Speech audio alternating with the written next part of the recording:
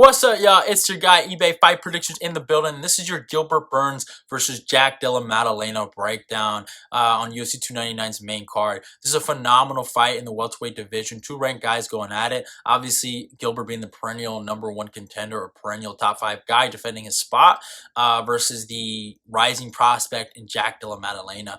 That is the basis of the storyline of the matchup, and it's a great fucking fight.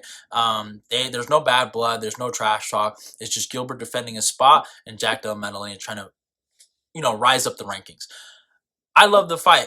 I'm not the biggest fan of Jack Della Maddalena. I think it's commonly known that eBay Fight Predictions thinks he's a bit of a fraud.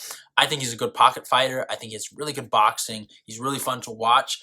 But don't mistake being fun to watch and compare it to being a skilled, great contender that can win a belt. And he is not that. I'm sorry. I'm just going to keep it straight, like, before I get into anything. If Basil Hafez can keep it competitive with you and arguably win. Now, I think Jack Della Maddalena won in that fight. Don't get it twisted. I've rewatched it. I kind of changed my opinion on it. I don't think it was Robbie. Live, when I watched it live, 2-1 Hafez, that was my mentality. But if that guy, a debutant on short notice, can keep it competitive with you, I really question how good you truly are. Now, is he fun to watch? Yeah, I love watching Jack fight. Like, he's actually a really fun fighter to watch.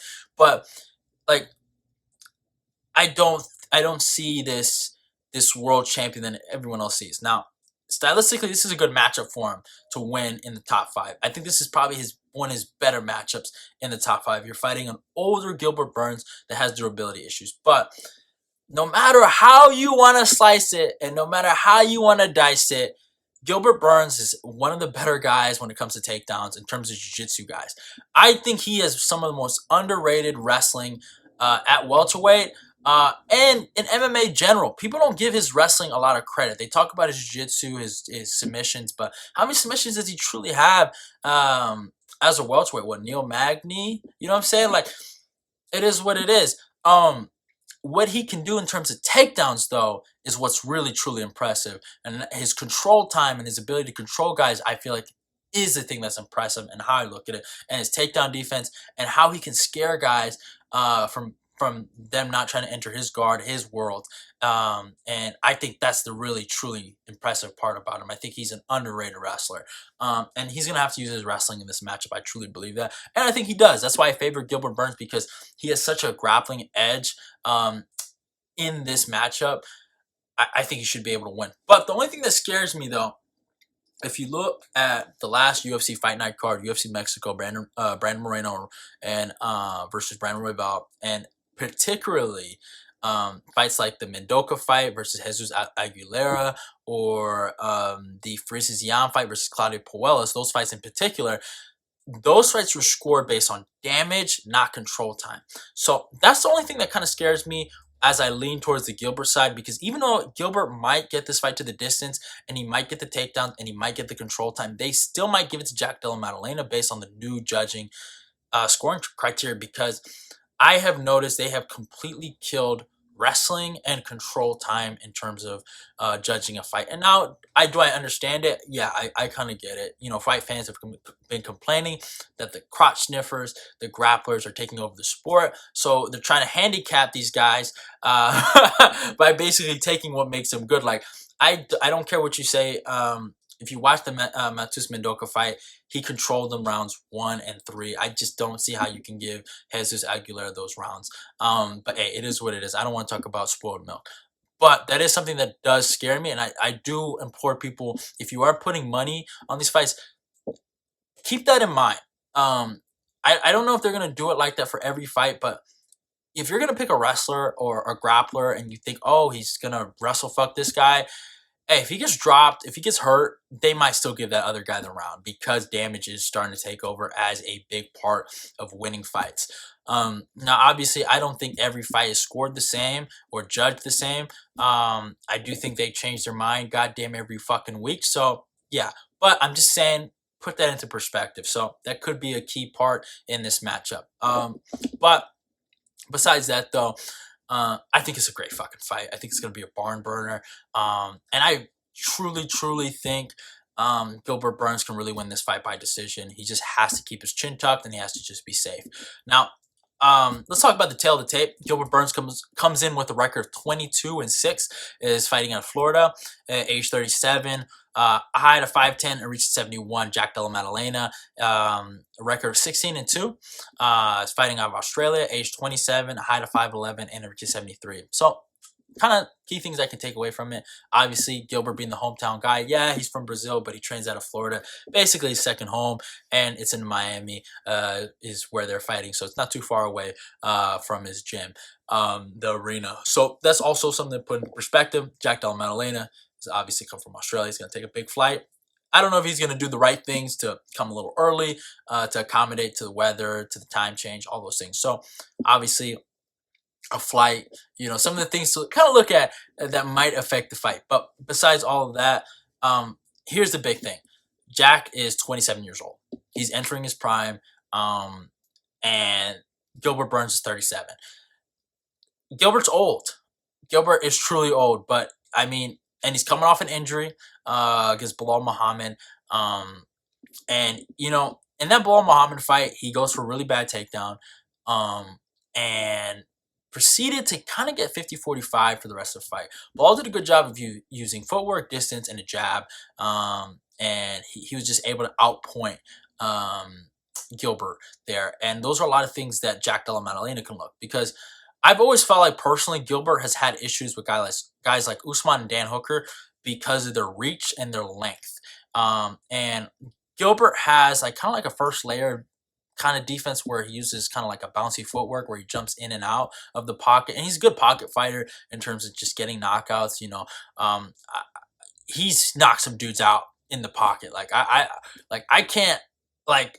He has some real power, you know what I'm saying? Like really good lead hook, you know what I'm saying? So he can really hurt people. Like the thing that kind of like comes to my head is the first, round of Tyron Woodley versus Gilbert Burns where he just goes in there and barrages him. But at the same time though, even though he can jump in and just get you, it does leave himself open to those long range guys. Because if he jumps into their space, he's lined up for a cross down the pipe or a jab down the pipe like Usman did him. So those are things to kind of look at, where I felt like those long rangey guys gave him problems. But the guys with the kind of T-Rex arms or have the kind of similar reach to him, like the Damian Mayas, even the Bilal Muhammad's, right? In particular, Bilal Muhammad, where I feel like Jack can look at this fight because Jack doesn't have that big of a reach advantage going into this matchup, is how he was able to control Gilbert with his range, his distance, and using that jab and just timing. His timing was really good, and just finding Gilbert, just jabbing him. Anytime Gilbert tried to jump in, just jab him, right? Sorry, my gum just almost fell out. He did a really good job of doing that. Obviously, Jack can look at that and try to mimic some of that, because Gilbert does pretty good against guys that either have maybe a 2-inch reach advantage against him or a similar reach advantage against him. If they have something like over 5, that's where he struggles, I feel like, personally. Now, obviously, he's a good pocket fighter. We know how good Jack is. And if you look at his last performance, right, Kevin Holland, he did all right. I wasn't too impressed. I arguably thought Kevin won. I know that's might be a bit of a controversial take. Some people might disagree, but I thought Kevin had good defense in that fight. He did a good job of rolling with a lot of shots, and I thought Kevin didn't get a lot of credit for some of the 1-2s he was landing, some of the shots he was landing, some of the leg kicks. It was a boring fight. Let's just get it straight. But Jack did what he had to do to win that fight. He was the aggressor. He had good moments where, he attacked the body and attacked the head. Like, it looked cool, But if we look at Jack a little further, we look at a fight where he fought Basil Hafez. He had problems, right? Where he fought a grappler. He fought someone trying to wrestle him. And I don't care how the fuck you look at it. I felt like he lost, personally. I truly felt like that. You hear the cops?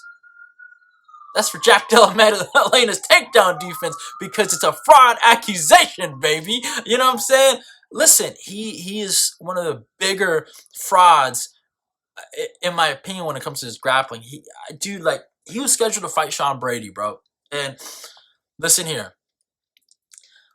If they would have made that fucking fight, that would have been one of the bigger bets of my lifetime. And if they ever do make that fight, I would put the goddamn house on Sean Brady, because Sean Brady would maul him.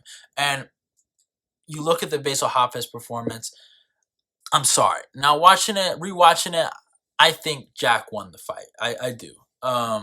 Watching it live, I felt like Hafiz won, but I can step back and be like, you know what, I was wrong. I can, room wrecker. I was wrong.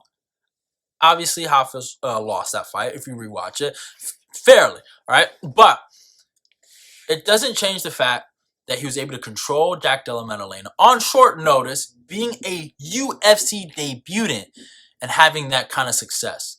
So if you're telling me a multiple-time jiu-jitsu world champion that has some of the most underrated wrestling in the welterweight division can't go out there and take this man down and dominate him, you're fucking crazy. I'm always going to lean. It doesn't matter if the guy's fucking 44. I'm going to lean with Gilbert Burns in this matchup. He's been in the top 5 for a reason. He's had competitive fights with some of the best guys in the world, and he's beaten some of the best guys in the world and made it look fucking easy. He has fought everyone. He's not scared of anyone, and Jack Della Maddalena, first of all, he has experience with Jack Della Maddalena. A lot of people don't know this. He cornered Ang Loose on his Contender Series. So Gilbert Burns has been watching Jack Della Maddalena for a long time, right? Ang Loose trains with Gilbert Burns, and he's going to be giving him tips. He's going to be giving him a lot of sparring, and I truly believe Gilbert's going to be ready for this fight.